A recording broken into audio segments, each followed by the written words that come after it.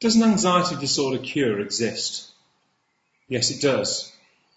How do I know this? Because for the last 12 years we've been showing people how to do this.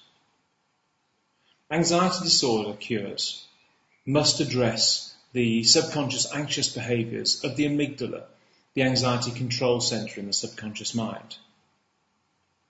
If anxiety disorder cures don't address this particular part of the brain, they won't work. It's as simple as that, which is why medication and CBT and other therapies fail, because they don't reach the part of the brain responsible for the anxiety response, and therefore they won't work.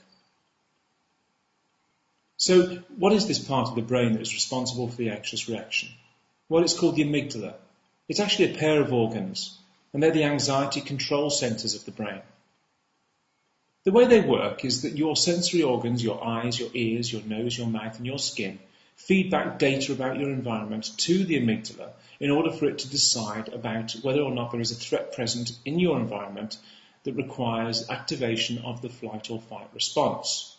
So when your eyes see a dog running towards you, your eyes feed back to the part of the brain responsible for controlling anxiety, the amygdala, and the amygdala makes this decision by sending out a series of searching questions, what-if questions, a kind of risk assessment of your environment. What if I kill the dog? What if I run away from the dog? What if I hit the dog with a stick?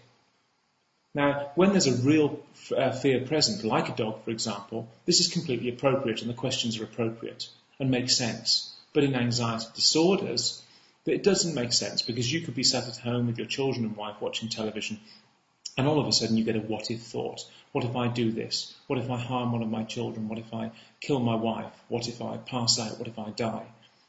Now these seem very strange, distressing and inappropriate. And they are inappropriate. But it's just your mind, your subconscious mind, the anxiety mechanism, searching out threat in your environment because you have an anxiety disorder. Now, obviously, what we must do is address this behaviour in the subconscious mind in order to undo it and remove it so that you stop having these thoughts, you stop having all of the sensations and symptoms that you experience in anxiety. Now, how do we do that? Well, what we do is we create an environment for change. We create an environment, and we've been doing this for a long time, so we can do this very efficiently, which forces your subconscious mind, the amygdala, to believe that it's completely safe. So we ask your sensory organs, your eyes, your ears, your nose, your mouth and your skin to feed back data that you are safe. And when your amygdala receives that data, it makes the decision that you are safe and it resets your anxiety level back down to a more appropriate level, to a level that was there at birth, your anxiety preset, the benchmark for your anxiety level through your life. How do you do this? Very, very simply. You follow the process we show you, and it works absolutely every single time.